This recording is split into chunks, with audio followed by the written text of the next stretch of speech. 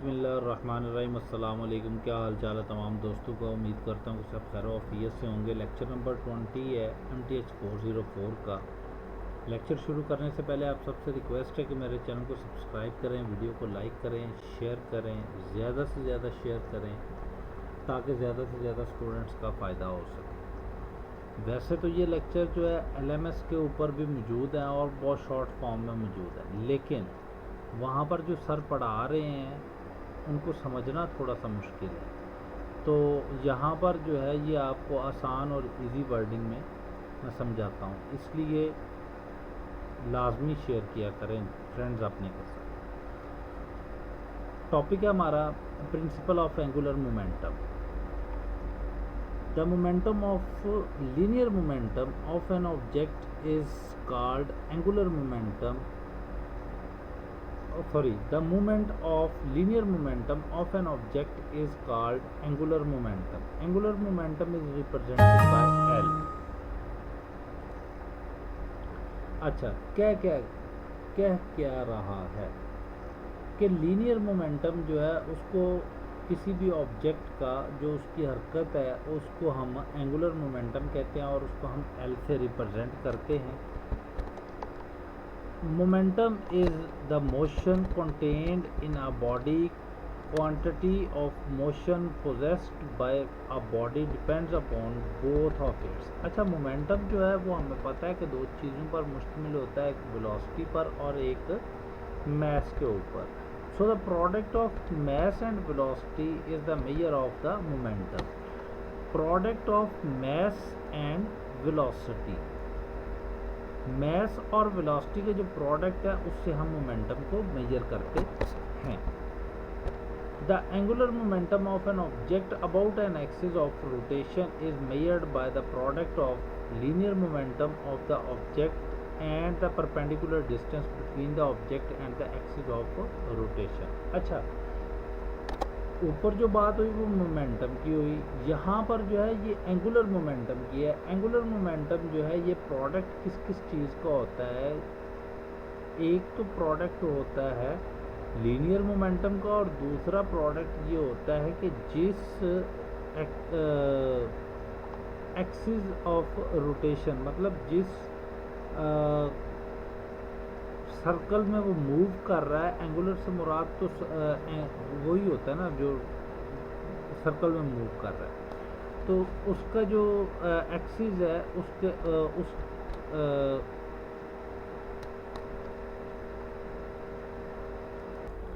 यहाँ पर वो ये कह रहा है कि अगर कोई ऑब्जेक्ट जो है वो एंगुलर, उसका आपने एंगुलर मोमेंटम फाइंड आउट करना है तो उसका एक्सिस ऑफ रोटेशन जो है जिसके गिर्द वो घूम रहा है, जिस एक्सिस के गिर्द, वो हम मेजर करने के लिए उसका फार्मूला जो है वो हमारे पास ये होता है कि जी product of linear momentum of the object, वो जो ऑब्जेक्ट एंगुलर शेप में घूम रहा है उसका प्रोडक्ट जो है और perpendicular distance between the object and the axis of rotation. आगे इसकी थोड़ी सी डायग्राम भी है, उससे आपको मज़ीद अच्छे से समझ आएगी। तो चलते हैं हम डायग्राम की तरफ। डायग्राम कुछ यूँ है कि ये देखें, ये हमारे पास एक सर्कल में एक पॉइंट मूव कर रहा है जो कि दिस वन पॉइंट, ये पॉइंट, ठीक है ना। अब इसका जो मोमेंटम है वो हमें पता है कि जी हमारे पास जो लीनियर मोमेंटम होता है वो mv होता है। अब वो मूव किस शेप में कर रहा है, एंगुलर शेप में कर रहा है, ठीक है ना। तो जब वो एंगुलर शेप में मूव कर रहा है तो हमने पढ़ा था कि product of linear momentum into perpendicular जो उसका डिस्टेंस है उसके इक्वल होता है। तो नीचे इसका फार्मूला भी है। फार्मूले पे जाने से पहले हम थोड़ा सा इस डायग्राम की एक्सप्लेनेशन पढ़ लेते हैं। कहता है कि suppose the object of mass m is revolving around a circle of radius r with speed v about an axis passing through the center O.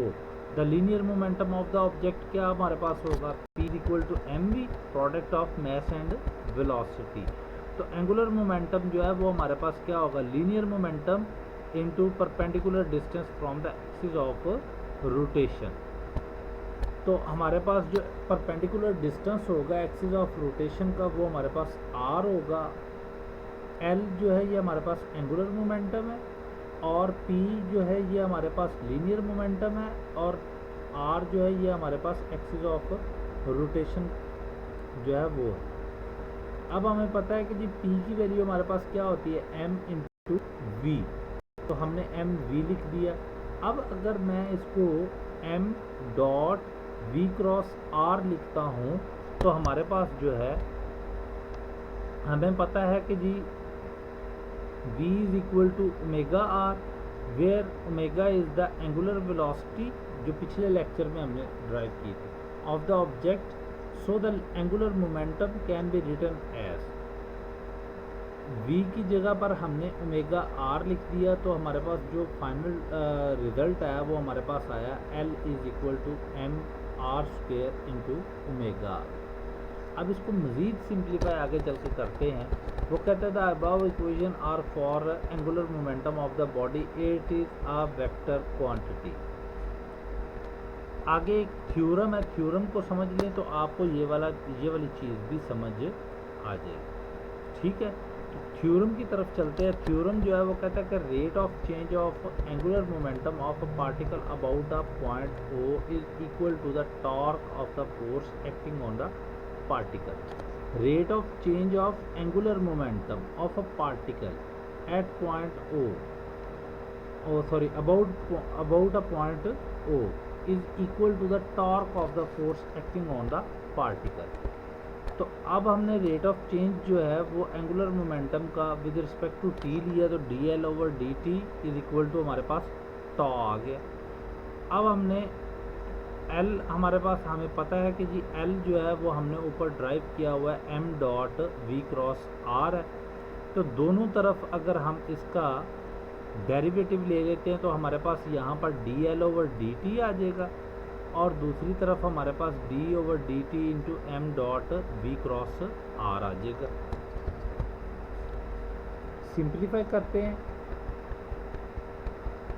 Simplify कुछ यूँ करते हैं कि हम r को बाहर निकाल लेते हैं और इन दोनों को ये जो है हमारे पास डॉट प्रोडक्ट में m इंटू वी, इसका हम क्रॉस प्रोडक्ट ले लेते हैं r के साथ। चेन रूल अप्लाई करते हैं। चेन रूल हमें क्या कहता है कि जी फर्स्ट का derivative second as it is, first का derivative second as it is plus first as it is second का डेरिवेटिव। ठीक हो गया, ये चेन रूल अप्लाई किया है।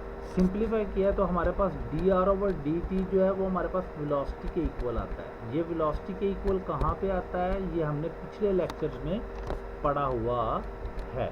मिड के जो लेक्चर हैं उस पर हमने ड्राइव किया हुआ है कि D R over D T is equal to V होता है। तो प्लस क्रॉस एम वी आ गया, D R over D T cross M V आ गया, तो D R over D T जो है वो हमने v के इक्वल लिया हुआ है, मतलब वेलोसिटी के इक्वल होता है। तो हमारे पास जो है वो v क्रॉस v आ गया। ठीक है ना, m को हमने कॉमन ले लिया तो हमारे पास m into v cross v आ गया। तो जो क्रॉस प्रोडक्ट होता है दो सेम के दरमियान वो इक्वल टू ज़ीरो आता है। तो ये वाली जो टर्म है ये हमारे पास ज़ीरो हो जाएगी। ठीक है, अब हम ये जो बाकी रिमेनिंग टर्म है इसके ऊपर ऑपरेशन करते हैं। तो r cross D over D T into M V, अब हमें ये पता है कि D over D T into M V is equal to होता है हमारे पास फोर्स के, फील्ड ऑफ फोर्स के। तो r इंटू एफ आ गया हमारे पास, यहाँ पर हमने f पुट कर दिया ना, ये वाली वैल्यू पुट कर दी f, तो हमारे पास आ गया r इंटू एफ। और D L over D T जो है हमने ऑलरेडी पढ़ा हुआ है कि r इन क्रॉस f जो है वो हमारे पास इक्वल टू टॉर्क होता है। तो D L over D T जो है वो हमारे पास टॉर्क के इक्वल आ गया। ये तो था जी आज का आपका लेक्चर। उम्मीद करता हूँ कि आपको अच्छे से समझ आई होगी। फिर भी अगर आपको कोई प्रॉब्लम हो तो आप मुझसे कांटेक्ट कर सकते हैं व्हाट्सएप पे भी, और मेरी कोशिश होती है कि कमेंट जो है वो मैं लाजमी रीड करूँ और उनका जवाब दूँ। तब नेक्स्ट लेक्चर के लिए जल्द ही हाज़िर होऊंगा, तब तक के लिए अल्लाह।